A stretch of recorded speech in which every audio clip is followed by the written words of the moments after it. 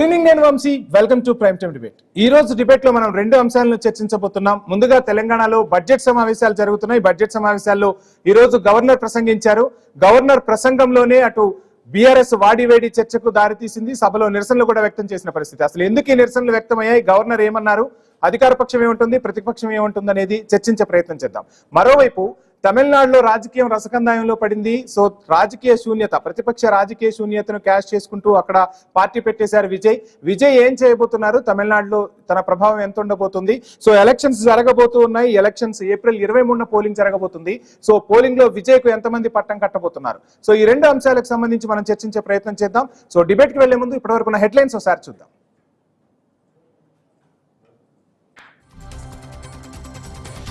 పోర్టులు, ఫిషింగ్ హార్బర్లపై చంద్రబాబు సమీక్ష, నిర్మాణం వేగవంతం చేయాలని సీఎం ఆదేశాలు.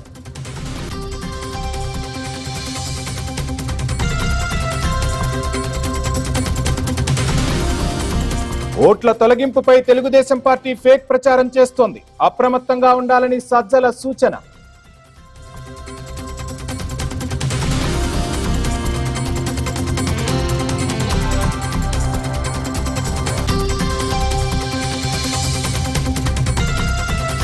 సూళ్లూరుపేటలో వేడెక్కిన రాజకీయం, ఇసుక దందా అంటూ వైసీపీ నేతల ఆందోళన.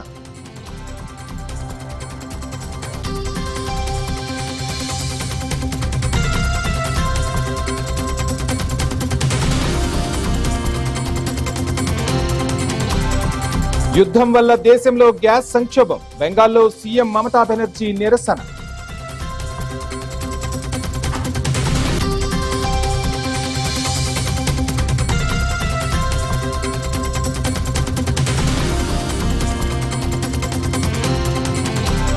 అనుమతులు లేకుండా సరిహద్దులు దాటద్దు, ఇరాన్లోని భారతీయులకు కేంద్రం సూచన.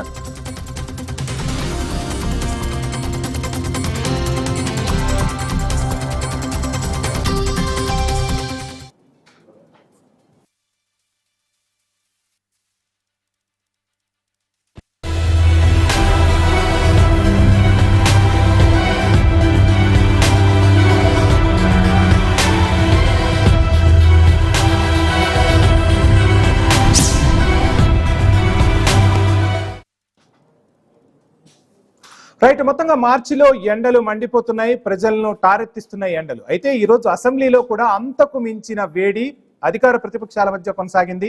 సో బీఏసీ సమావేశానికి ముందే అధికార పక్షంపై ప్రతిపక్షం నిరసనలు వ్యక్తం చేసిన పరిస్థితి. మొత్తంగా సమావేశాలు ఎన్ని రోజులు జరగబోతున్నాయి, గవర్నర్ ప్రసంగంలో ఏ అంశాలు చర్చించారు ఏంటి అనేది తెలుసుకునే ప్రయత్నం చేద్దాం. కానీ ఇక్కడ గవర్నర్ గా బాధ్యతలు చేపట్టిన తర్వాత శుక్లా తెలంగాణ ప్రజల మనసులు గెలుచుకున్నారు. శ్రమించే తత్వం గల తెలంగాణ వ్యక్తులకు, తెలంగాణ ప్రజలకు అనుకూలమైన బడ్జెట్ రాబోతుంది ఈ బడ్జెట్ లో అంటూ శుక్లా చేసిన ప్రసంగం అయితే తెలంగాణ ప్రజలను ఆకట్టుకుందనే చెప్పాలి. సో శుక్లా అసలు ఏమన్నారు ఏంటి అనేది ఇప్పుడు మనం చూద్దాం.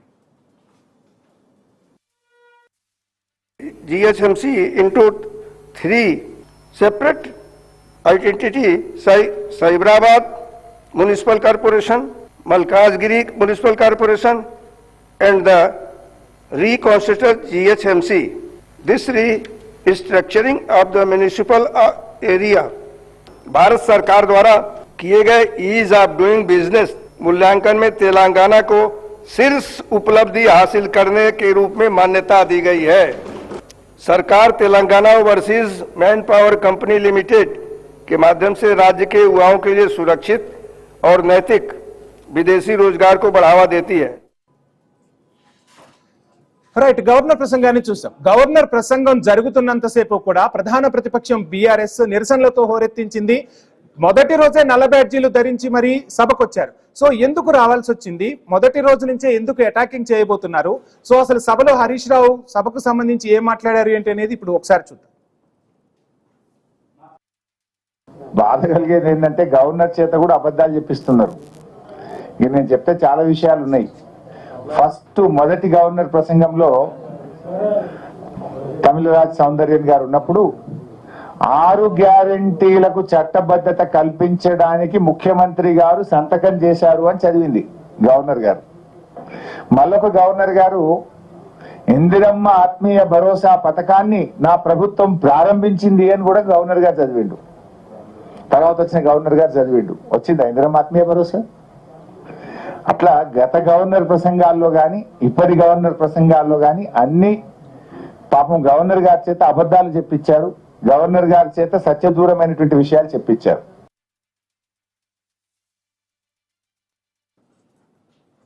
రైట్. ఇక ఎప్పుడు అసెంబ్లీ సమావేశాలు జరిగినా ముందుగా మనందరికీ వినిపించేది బిఏసి సమావేశం అంటారు. అసలు బిఏసి సమావేశం అంటే ఏంటి? బిజినెస్ అడ్వైజరీ కమిటీ అనేది ఉంటుంది. సో ఈ కమిటీలో అన్ని పార్టీలకు ప్రాతినిధ్యం వహిస్తారు, అన్ని పార్టీలు కూడా ఆ సమావేశానికి హాజరవుతాయి. ఇక్కడ ఏం చర్చిస్తారు అనేది అందరికీ కూడా తెలియాల్సిన అవసరం ఉంటుంది. సో ఇక్కడ ముఖ్యంగా ఎన్ని రోజులు సమావేశాలు జరగాలి, సమావేశంలో అజెండా ఏంటి, ఏ అంశాలపై చర్చ లేవనెత్తే అంశాలు ఉన్నాయనేది బిఏసి సమావేశంలో అధికార ప్రతిపక్షాలు సభలో అన్ని పార్టీలకు ప్రాధాన్యం ఇస్తూ వారి అభిప్రాయాలను తీసుకుని నిర్ణయానికి వస్తారు. ఈసారి స్పీకర్ కూడా సభ ఎక్కువ రోజులు జరపాలని చెప్తూ ఉన్న పరిస్థితి. మరి దానికి తగ్గట్టుగానే బీఏసీలో నిర్ణయాలు తీసుకున్నారా? బీఏసీలో అధికార పక్షం ఏం చెప్పింది, ప్రతిపక్షం ఏం చెప్పింది? ఈ డీటెయిల్స్ అందించేందుకు మనతో పాటు స్వామి జాయిన్ అవుతున్నారు. స్వామి, గుడ్ ఈవినింగ్. మొత్తంగా చూస్తున్నాం, సో తొలి రోజే గవర్నర్ ప్రసంగం జరుగుతున్నప్పుడే అటు ప్రతిపక్షం విమర్శలు గుప్పించిన పరిస్థితి, నిరసనలతో హోరెత్తించిన పరిస్థితి. మరోవైపు బీఏసీ సమావేశాలు జరిగాయి, మరోవైపు అటు రేవంత్ రెడ్డి సిఎల్పి సమావేశాన్ని కూడా నిర్వహించారు. సో ఏం జరుగుతుంది మొత్తంగా, ఏంటి ఈ రోజు సెషన్ కి సంబంధించి మీ దగ్గర ఉన్న డీటెయిల్స్ ఏంటి స్వామి? వంశీ, తెలంగాణలో కాంగ్రెస్ పార్టీ అధికారంలోకి వచ్చి 2.5 ఏళ్ళు అవుతుంది కాబట్టి దీనికి సంబంధించినటువంటి అంశంలో ప్రధానంగా పార్టీల పరంగా చూస్తే కనుక పార్టీలన్నీ కూడా ఇటు బీఆర్ఎస్, ఇటు బీజేపీ, ఇటు ఎంఐఎం, ఇటు సిపిఐ ఇవన్నీ కూడా ఎవరికి వారు ప్రభుత్వాన్ని ఆయా కోణంలో వారిని టార్గెట్ చేసి వారి ప్రభుత్వం నిలదీయాలని చూస్తున్నారు. ఈ రోజు ఉదయం అసెంబ్లీ సమావేశాలు ప్రారంభం ముందుగానే అసెంబ్లీ ఆవరణలో తెలంగాణ తల్లి విగ్రహావిష్కరణ కార్యక్రమం జరిగింది.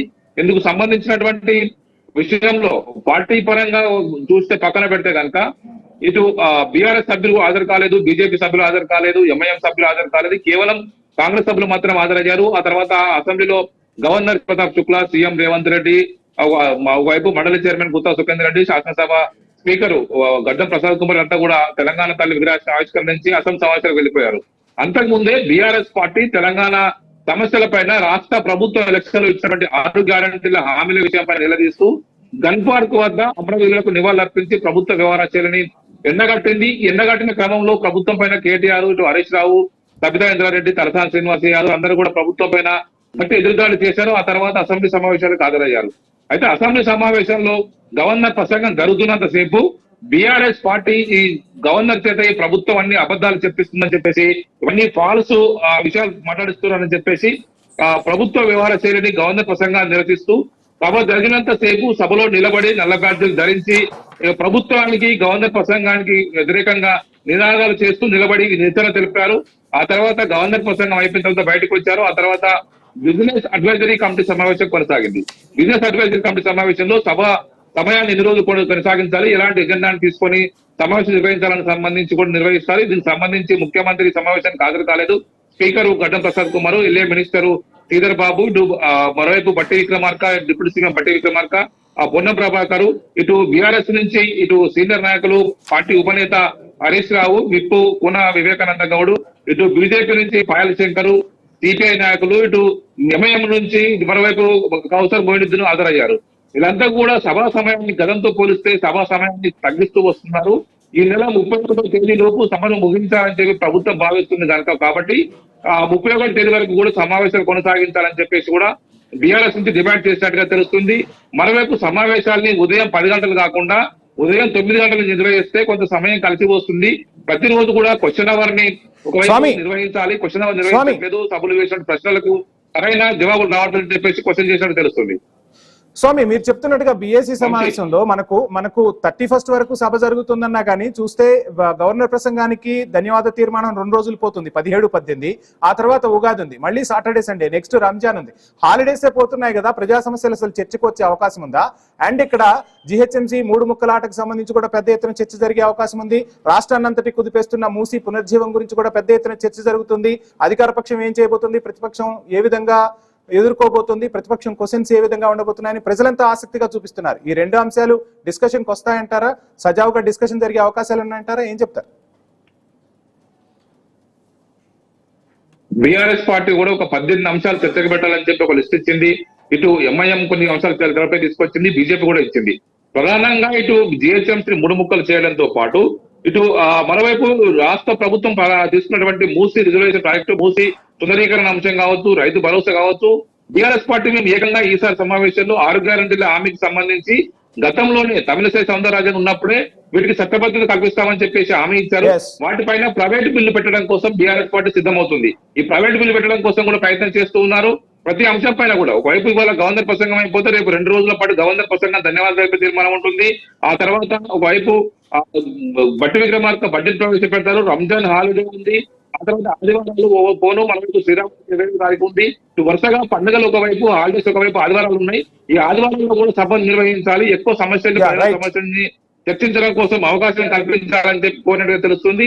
ఇప్పటికే సిఎల్పి సమావేశంలో కూడా ముఖ్యమంత్రి, కాంగ్రెస్ పార్టీ నాయకులకు, నేతలకు కూడా మరి ఖచ్చితంగా ఒకవైపు మీరు ఎక్కువ సమయం మీరు ప్రిపేర్ అయి రావాలి. మనం ఎంతసేపు కేసీఆర్ ను, కేటీఆర్ ను, బీఆర్ఎస్ తిట్టడం కాదు, మనం చేసిన సమస్యలు కూడా, చేసినటువంటి అభివృద్ధి పనులను కూడా జనానికి చెప్పుకోవాలి.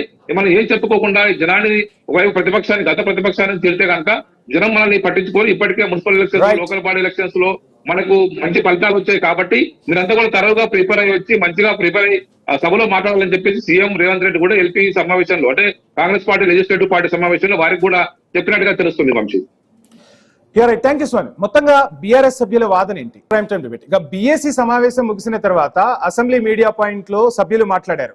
బీఆర్ఎస్ నుంచి ఎటువంటి వర్షన్ వినిపించింది అనేది నేను మీకు చెప్పే ప్రయత్నం చేస్తాను. మొత్తంగా చూస్తే గవర్నర్ ప్రసంగాన్ని ఒక చిత్తు కాగితంతో పోల్చింది బీఆర్ఎస్. ఆ పార్టీకి సంబంధించిన మాజీ మంత్రి వేముల ప్రశాంత్ రెడ్డి ఏం మాట్లాడారో మనం ఇప్పుడు చూద్దాం. ఈ ప్రభుత్వం గవర్నర్ గారితో మొత్తం అబద్ధాలతో నిండినటువంటి ప్రసంగాన్ని ఇవాళ తెలంగాణ ప్రజలకు చెప్పించడం జరిగింది. స్కాములు ఏ ప్రాజెక్టులో చేయవచ్చో ఆ ప్రాజెక్టుల గురించి తప్పిస్తే ప్రజలకు పెట్టాల్సినటువంటి స్కీముల గురించి ఈ ప్రభుత్వం ఈ గవర్నర్ ప్రసంగంలో పొందుపరచలేదు. నిజంగా కూడా ఈ మొత్తం ప్రసంగం ఇవాళ ఒక చిత్తు కాగితంతో సమానంగా ఉన్నది అని చెప్పి. రైట్. ఇక బీజేపీ ఎమ్మెల్యేల వర్షన్ చూస్తే బీజేపీ ఎమ్మెల్యేల వర్షన్ కన్నా కూడా ఎమ్మెల్సీ సత్యం చేసిన కమెంట్స్ ఇప్పుడు అధికార పార్టీలోనూ ప్రతిపక్షంలోనూ చర్చకు దారితీస్తున్న పరిస్థితి. మరోవైపు Bharatiya Janata party clear cut గా ఒక విషయం చెప్తోంది. అమలు కాని హామీలను కూడా అమలైనట్లు గవర్నర్ తో చెప్పించారు. ఇంతకన్నా తెలంగాణ ప్రజలకు వీళ్ళు చెప్పే అబద్ధాలు క్లియర్ కట్ గా అర్థం అవ్వట్లేదా అంటూ కూడా ప్రశ్నించిన పరిస్థితి. దీనికి సంబంధించి పాయల్ శంకర్ మాట్లాడారు. పాయల్ శంకర్ ఏమన్నారో మనం ఇప్పుడు ఒకసారి చూసే ప్రయత్నం చేద్దాం. ఈరోజు బీసీలను నిండుగా ముంచి 42% ఇస్తామని చెప్పి ఆశలు పెట్టి ఈరోజు ఎక్కడికో కేంద్ర ప్రభుత్వానికి ప్రతిపాదనలు పంపినామని చెప్పి ఈ రాష్ట్రం అమలు చేసేటటువంటి అనేకమైనటువంటి అవకాశాలున్నా అన్నిటిలో బీసీలను మోసం చేసినటువంటి విషయం, బీసీ సప్లాన్ విషయం ఎక్కడ కూడా గవర్నర్ గారి ప్రసంగంలో పొందుపరచలేదు. మరి అదేవిధంగా ప్రభుత్వ ఉద్యోగులను ఈరోజు చెయ్యంది చేసినట్టుగా ఈహెచ్ఎస్ ఏదో గొప్పగా అమలు చేస్తున్నట్టు ఈ రాష్ట్రంలో ఉన్నటువంటి ప్రభుత్వ ఉద్యోగులు, విశ్రాంత ఉద్యోగులు అంతా కూడా ఈహెచ్ఎస్ ద్వారా వాళ్ళు ఏదో సౌకర్యాలు పొందుతున్నట్టు అబద్ధం మాటల్ని ఈరోజు గవర్నర్ గారి చేత మాట్లాడించేటటువంటి ప్రయత్నం చేశారు. అసలు ఈ రాష్ట్రం ఎంత అప్పున్నదనే విషయాన్ని కూడా ప్రభుత్వం చెప్పలేనటువంటి దుస్థితిలో ఈరోజు. రైట్. ఇక మొత్తంగా ఎన్నికల హామీలను తొంగలో తొక్కారని చెప్పి అటు ప్రతిపక్షాలు విమర్శించాయి. సిపిఐ కూడా అదే మాట వినిపించింది. ఇప్పుడు ఇదే రాష్ట్ర వ్యాప్తంగా పెద్ద ఎత్తున చర్చకు దారితీస్తున్న పరిస్థితి. ప్రతిపక్షాల విమర్శలకు ప్రభుత్వం నుంచి సమాధానం ఏ విధంగా ఉంది? ఈ సమాధానాన్ని ఆది శ్రీనివాస్ ఇచ్చారు. సమాధానం ఏం చెప్పారో చూద్దాం. జరిగినటువంటి అభివృద్ధి, జరగబోయేటువంటి అభివృద్ధిని కళ్ళకు కట్టినట్టుగా మా పనితీరును బీఆర్ఎస్ పార్టీకి సంబంధించినటువంటి నాయకులు పేలవంగా విమర్శించేటువంటి పద్ధతి మంచిది కాదన్న మాట సందర్భంగా చెప్తూ ఈ ప్రభుత్వ పనితీరును అద్దం పట్టేలాగా ప్రజానికానికి మీ ద్వారా చూపెట్టినందుకు మా ప్రభుత్వ పక్షాన ధన్యవాదాలు తెలియజేస్తూ, ప్రధానంగా బీఆర్ఎస్ పార్టీ వాళ్ళు 6 గ్యారెంటీల అంశంలో ప్రజలు తప్పుదో పట్టించే విధంగా వారు మాట్లాడుతున్న వైనాన్ని మీ సందర్భంగా తప్పుపడుతూ, ఇంతకుముందు వారు అంటున్నప్పుడు 6 గ్యారెంటీలలో 5 గ్యారెంటీలు అమలై ప్రజలలోకి వెళ్తున్నా వారి కంటికి కనిపించడం లేదంటే ఏమనాలని అంటున్నా. రాష్ట్ర ప్రజల పక్షాన ఈ ప్రభుత్వం పక్షాన గవర్నర్ గారికి మేము ధన్యవాదాలు తెలియజేస్తా ఉన్నాం. రైట్, ఇక మొత్తంగా మొదటి రోజు అసెంబ్లీ సమావేశం గంటకు పైగా సాగింది. ఈ గంటలో అధికార ప్రతిపక్షాలు విమర్శలు ప్రతి విమర్శలు చేసుకున్నాయి. ఓవైపు గవర్నర్ ప్రసంగం అయితే కొనసాగింది. గవర్నర్ ప్రసంగానికి ఇక ధన్యవాద తీర్మానం చెప్పాల్సి ఉంటుంది. సో దీని అంతటికన్నా ముందే కూడా రాజకీయ వేడైతే స్పష్టంగా రాజుకున్న పరిస్థితి. సో అసెంబ్లీ సమావేశాలు ఏ విధంగా జరగబోతున్నాయి, ఈసారి అసెంబ్లీ సమావేశాలు ఏ అంశాలు చర్చకు వస్తాయి? సో మనతో మాట్లాడేందుకు పుష్పతి గారు, ప్రముఖ రాజకీయ విశ్లేషకులు జూమ్ లో సిద్ధంగా ఉన్నారు. వారిని అడిగి మరిన్ని విషయాలు తెలుసుకునే ప్రయత్నం చేద్దాం. పుష్పతి గారు నమస్కారం అండి. నమస్తే. నమస్తే. పశుపతి గారు, మొత్తంగా చూస్తున్నాం. సో మొదటి రోజు గవర్నర్ ప్రసంగం జరుగుతున్నప్పుడే అటు ప్రతిపక్షం గట్టిగా అధికార పక్షానికి కౌంటర్లు ఇచ్చిన పరిస్థితి. ఒకవైపు మాటలు రాజుకున్నాయి. సో ఏం జరగబోతుంది, అదేవిధంగా మూసీ పునర్జీవం గురించి, జిహెచ్ఎంసీ కార్పొరేషన్లు 3 ముక్కల గురించి కూడా పెద్ద ఎత్తున చర్చ సాగుతుంది. అనేక సమస్యలు రాష్ట్రంలో ఉన్నాయి. సో ఇవన్నీ చర్చకు వచ్చే అవకాశం ఉందా? సభ్యుల గందరగోళంతోనే ఈ సమావేశాలు కూడా ముగుస్తాయా? బడ్జెట్ ఎలా ఉండబోతుంది అనుకోవచ్చు?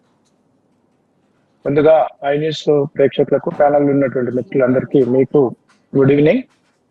అదేవిధంగా తెలంగాణ రాష్ట్రంకి కొత్తగా వచ్చినటువంటి గవర్నర్ శుక్లా గారికి శుభాకాంక్షలు తెలియజేస్తూ, అతను వచ్చిన వెంటనే ప్రారంభమైనటువంటి బడ్జెట్ సమావేశాలతో కొంచెం ప్రతిపక్ష పార్టీలు అధికార పార్టీకి వాగ్వివాదం, ఈ నిరసనలు జరిగాయి. అయితే సాధారణంగా గతంలో బీఆర్ఎస్ పార్టీ అధికారంలో ఉన్నప్పుడు కానివ్వండి, లేకపోతే కాంగ్రెస్ పార్టీ అధికారంలో కానివ్వండి, బీజేపీ టీడీపీ అధికారంలో ఉన్న ఎక్కడ కూడా అధికార పార్టీ చేసినటువంటి ప్రసంగాల్లో అధికార పార్టీకి రిప్రజెంట్ చేసేటువంటి బాధ్యత ఒక గవర్నర్ గారికి ఉంటాయి. కాబట్టి గవర్నర్ గారు అది ఆనవాయితీగా చెప్తారు. ఇవాళకి వచ్చేసి ఆయన ఏం చదివాడు అని అంటే, గతంలో కూడా బీఆర్ఎస్ పార్టీ చేసినటువంటి అభివృద్ధి కావచ్చు, బీఆర్ఎస్ పార్టీ ఇచ్చినటువంటి ఇన్ఫర్మేషన్ గవర్నర్ గారు చదివారు. అందులో తప్పప్పులు ఉండొచ్చు, కానీ మొత్తానికి గవర్నర్ ప్రసంగం గవర్నర్ ని ఇక్కడ బాధ్యం చేయడం పద్ధతి కాదు. అట్లనే ఆ మొత్తం అతను చదివిన అన్ని ఇక చిత్తు కాగితాలతో సమానం అని అంటే అది తప్పు. మీరు ఏవైతే ప్రశ్నలు, ఏవైతే అసంబద్ధమైనయో, ఏవైతే ఒక క్లారిటీగా మెన్షన్ చేయని విషయాలు ఉంటాయి, మీరు వాటిని వేలెత్తి చూపించడం ప్రతిపక్ష పార్టీల యొక్క హక్కు, ప్రతిపక్ష పార్టీల యొక్క బాధ్యత. దాన్ని ప్రజలు కూడా స్వాగతిస్తారు. వాళ్ళ 20 పేజీల 30 పేజీల ఎన్ని పేజీలు ఉందో అదంతా చిత్కాయితంతో సమానం అని ఒక ఈ రాష్ట్ర ప్రథమ పౌరుడిగా గవర్నర్ గారు చదివిన దాన్ని అది అవహేళన చేయడం పద్ధతి కాదు. అది సభ్య సమాజం అంగీకరించేది కూడా. అయితే ప్రధానంగా ఇప్పుడు ఏం చెప్పాలనుకుంటున్నామంటే, అధికార పార్టీ ఎప్పుడు కూడా మళ్ళీ నేను మొదటి నుండి చెప్పాను, అన్ని పార్టీలు గతంలో కూడా చేసిన అప్పులు ఎవరు కూడా ఎక్కడ బ్యాలెన్స్ షీట్ లో ఎవరు మెన్షన్ చేయరు. ఎన్ని అప్పులు చేసినామని చేయరు. ఏవి చేసినవి చెప్పుకుంటారు. అధికార పార్టీ ఎప్పుడు కూడా చేసినవి మాత్రమే చెప్పుకోవడానికి ప్రయత్నిస్తుంటాయి.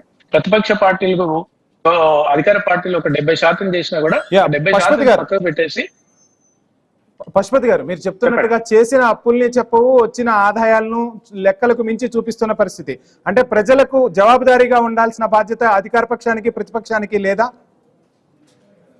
100%. ఎందుకంటే ఎక్కడైతే ఒక శాంటిటీ పోతుంది, ఎక్కడైతే ఒక క్రెడిబిలిటీని కోల్పోయినప్పుడు అది గవర్నర్ గారు మాట్లాడే సందర్భంలో అక్కడ ఆచితూచి చెప్పాల్సిన బాధ్యత ప్రభుత్వానికి ఉంది. ఆ ప్రభుత్వం ఇచ్చినటువంటి నివేదికనే గవర్నర్ గారు చదువుతారు. కాబట్టి ఒక బాధ్యతాయుతమైనటువంటి వ్యక్తి చదివిన వాటిని అది వాళ్ళ శాసనసభ వ్యవహారాలు, శాసనసభలో ప్రత్యక్ష ప్రసారం అవుతుంటుంది. అంటే ఇవాళ ఒక కామన్ మ్యాన్ తో చదివినప్పుడు దానికి whole and soul representative governor గారే వాస్తవానికి. కానీ గవర్నర్ గారిని తప్పుల తరగతితో ఉన్నటువంటి వాటిని చదివించడం అది బాధ్యతారహితమైనటువంటి ప్రభుత్వ పేలవైనటువంటి విధానం. అది పద్ధతి కాదు. అది ఎందుకంటే అతని బాధ్యత చేయడం తప్పు కాదు. మీరు శాసనసభలో ఎమ్మెల్యేనో ముఖ్యమంత్రి ఇంకెవరో మాట్లాడినప్పుడు మీరు అడ్డగోలుగా మాట్లాడుకుంటే దట్ ఈస్ డిఫరెంట్. బట్ అనవసరంగా ఒక గవర్నర్ గారిని రాజ్యాంగ పరంగా ఒక ఉన్నతమైనటువంటి అధికారం ఉండే, ఉన్నతమైనటువంటి గౌరవం కలిగినటువంటి గవర్నర్ చేత ఏ ప్రభుత్వాలైనా ఏ పార్టీలైనా చేయించడం అనేది పద్ధతి కాదు. వాళ్ళని అగౌరవపరిచినట్టు ఇండైరెక్ట్ గా, అంటే వాళ్ళని మిస్గైడ్ చేసినట్టు, వాళ్ళని మిస్లైడ్ చేసినట్టే లెక్క. అయితే ఇది మంచిది కాదని తెలియజేస్తున్నాం. అదేవిధంగా మీరు చెప్తున్నారు లెక్కల గురించి మాట్లాడాలి అంటున్నారు, కానీ లెక్కలెక్కడా మాట్లాడట్లేదు. కానీ అధికార పక్షం నుంచి ఎప్పుడు వినిపిస్తున్నమాట 2047 కల్లా $3 ట్రిలియన్ ఆర్థిక వ్యవస్థగా తెలంగాణను తీర్చిదిద్దబోతున్నామని చెప్తున్నారు. సో ఆ దిశగా అడుగులు పడుతున్నాయని మనం భావించవచ్చు అంటారా? ఒకటి ఇవాళ 2047 అనేది ఇంకా చాలా సుదీర్ఘమైనటువంటి ప్రాంతం, సుదూరమైనటువంటి కాలగమనం. ఎందుకంటే గతంలో 73 సంవత్సరాలు 75 సంవత్సరాల స్వతంత్ర భారతదేశంలో తెలంగాణ రాష్ట్రం ఆవిర్భావం ఏర్పడిన తర్వాత ఇవాళ 10 సంవత్సరాలు 12-13 సంవత్సరాల దగ్గరలోకి వచ్చినాము. అయినప్పటికీ కూడా ఏం ఉరగబెట్టారని, ఏం ఉద్ధరించారని, ఏం చేశారని, ఏమి అభివృద్ధి చేశారని, ఎక్కడ నీళ్లు, నిధులు, నియామకాలు, ఇవాళ ప్రజానికానికి మౌలిక వసతులు లేవు, విద్యా వైద్యం లేదు, విశ్రాంత ఉద్యోగులకు సరైనటువంటి రక్షణ లేదు. అంటే ఇవన్నిటి ఏం చేయలేదని రాష్ట్ర ప్రభుత్వాన్ని, గత ప్రభుత్వాన్ని కానీ ఇప్పుడు కానీ నేను అనట్లేదు. కానీ చెయ్యాల్సినవి ఇంకా చాలా ఉన్నాయి. మీరు 2047 ముందు ఆకాశం నుండి మనం ఓ చిన్నపిల్లడికి చందమామకు చెప్పినట్టుగా ఆకాశంలో జాబిల్ నుండి చూపించేసి అమ్మమ్మ వస్తుంది భోజనం చేయరా అన్నట్టుగానే ఇలా రాష్ట్రాల్లో ఉన్నటువంటి, దేశాల్లో ఉన్నటువంటి ప్రభుత్వాల యొక్క సరళి అంతే విభిన్నంగా ఉంది, అంతే అమర్యాదగా ఉంది, అంతే బాధ్యత లేకుండా బాధ్యత రహితంగా ఉంది అనేది చెప్పదలుచుకున్నాను. ఎందుకంటే ఇవాళ మీరు హైదరాబాద్ నడిబొడ్డున తీసుకోండి, మౌలిక వసతులు లేవు. హైదరాబాద్ చుట్టుపక్కల తీసుకోండి, మౌలిక వసతులు లేవు. గ్రామాల్లో తీసుకోండి, అభివృద్ధి లేదు. ఇవాళ విద్య, ఉద్యోగం, వ్యాపారం అన్నింటిలో కుంటుపడేటువంటి పరిస్థితులు ఉండేసి 2047లో నేను చేస్తాను, నేను ఉంటే చేస్తాను అంటే ఇది అసంబద్ధమైనటువంటి వాక్యం. ఇవాళ మీరు 2.5 సంవత్సరాలు అధికారంలోకి వచ్చారు. గతంలో 9.5 సంవత్సరాల అధికారంలో వాళ్ళు ఉన్నారు. మీరు ఏం చేశారనేది ముఖ్యం. ఏం చేశారంటే నీ రిక్వైర్మెంట్ ఏంటి? ఇప్పుడు ఫర్ ఎగ్జాంపుల్ ఒక ఎంప్లాయీకి 20,000 రూపాయలు శాలరీ రావాలి. నేను 5,000 రూపాయలు ఇచ్చే శాలరీ ఇచ్చినట్టు 17,000 ఎవడి ఇవ్వాలి? ఇవాళ ప్రభుత్వాల యొక్క ఒరబడి కూడా అలాగే ఉంది. ఇది చాలా బాధ్యతారహితమైనటువంటి ప్రభుత్వ పరిపాలన.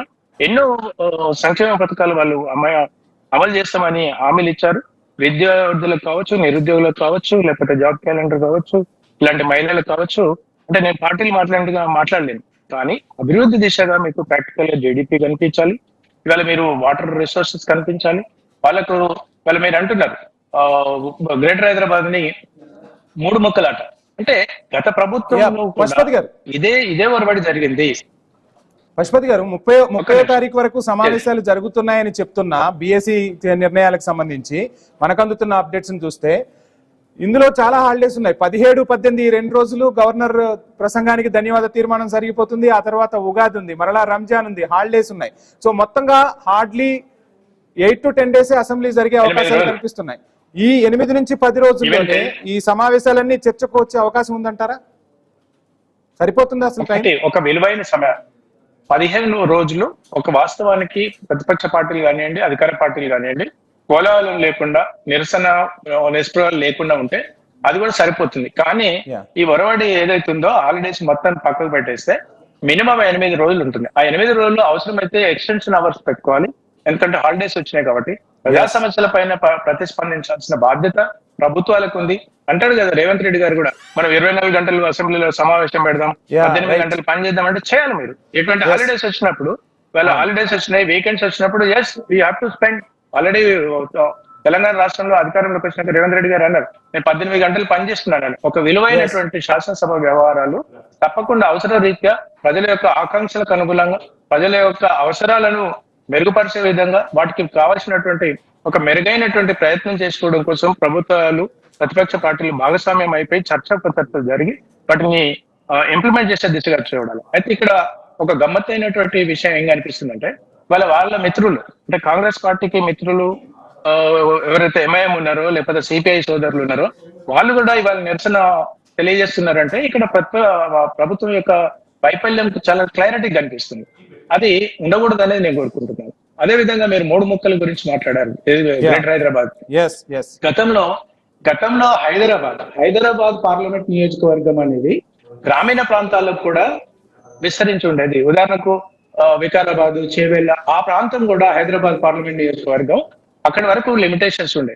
ఎప్పుడైతే వీళ్ళకు వాళ్ళ మెప్పు కోసం, వాళ్ళ అవసరాల కొద్దీ హైదరాబాద్ పార్లమెంట్ నియోజకవర్గాన్ని కేవలం ముస్లిమ్స్ ఉన్నటువంటి మేజర్ డెన్సిటీ పాపులేషన్ కి కుదించేసి వాళ్లకు మొత్తం దారాదత్తం చేయడం కోసం చేసినటువంటి ఆనాడు పార్లమెంట్ నియోజకవర్గం యొక్క డిలిమిటేషన్ ఇవాళ కూడా అదే జరుగుతుంది. పార్లమెంటు అంటే కొన్ని సందర్భాల్లో ఏ విధంగా చేశారంటే అవకాశం చాలా క్లారిటీగా కనిపిస్తుంది. That is not the Pashupati గారు చూస్తున్నాం సో ఇక్కడ చర్చలు ఈ విధంగా సాగుతూ ఉంటే పార్లమెంట్ లో అయినా యూరియా కోసం మాట్లాడిన వాళ్ళు కనిపించట్లేదు, తెలంగాణకు రావాల్సిన నిధుల గురించి నోరెత్తిన వాళ్ళు కనిపించట్లేదు, తెలంగాణ ప్రజల సమస్యలను ఢిల్లీలో గలమెత్తి చెప్పలేకపోతున్నారు. అంటే ఇక్కడ వరకు అన్ని పార్టీలు ఎవరి రాజకీయ ప్రాబల్యం వారు గడుపుకున్నా ఢిల్లీలో తెలంగాణ ప్రజల కోసం మాట్లాడాల్సి ఉంటుంది. సో ఆ స్థాయిలో ప్రభుత్వాలు స్పందిస్తున్నాయా, అదేవిధంగా పార్టీలు తమ పాత్రను పోషిస్తున్నాయా? ఒకటి మంచి ప్రశ్నే సార్. వాళ్ళ దేశంలో మూడు రకాల సెక్షన్ ఆఫ్ పీపుల్ ని నిర్వీర్యం చేసే కుట్ర జరుగుతుంది. అది ఏ పార్టీలకైనా, అన్ని పార్టీలు. ఉదాహరణకు పొద్దున్న లేస్తే అన్నం మన జీవన సరళి మనం బ్రతకాలి అంటే ఒక అన్నదాత కావాలి. ఈ అన్నదాత గురించి ఆలోచించే వేదవలో ఎవరు కూడా లేరు. ఇవాళ నేను ఒక సామాజిక బాధ్యతగా గత నెలలో ఫిబ్రవరి 23వ తారీఖు వందలాది మందితోని మేము ఒక నిజాయితీ నిబద్ధతతోని నిరుద్యోగులు బాగుపడద్దు, ఎందుకంటే వీళ్ళని ప్రశ్నిస్తుంటారు. అన్నదాత మెజారిటీ ఆఫ్ ద పాపులేషన్ ఉంటారు, వాళ్ళు బాగుపడితే వీళ్ళకు కార్పొరేట్ వ్యవస్థకు కొమ్ము కాసే అవకాశం ఉండదు.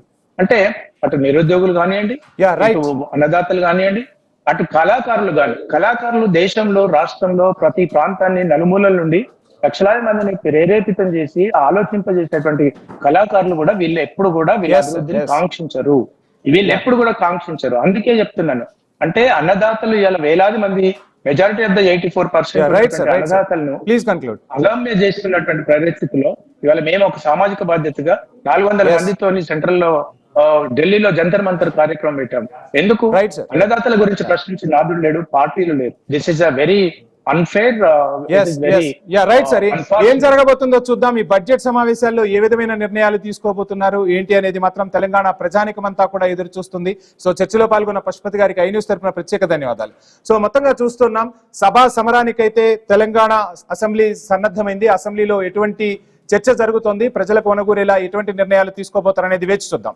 సో మరోవైపు తమిళనాడులో రాజకీయ దంగల్ అనేది మొదలైపోయింది. తమిళనాడులో విజయ్ ఏం చేయబోతున్నారు, అధికారంలోకి రాబోతున్నారా, ఏ పార్టీని ఢీకొట్టబోతున్నారు, ఏం జరగబోతుంది అనేది ఒక షార్ట్ బ్రేక్ తర్వాత చూద్దాం. Stay tune.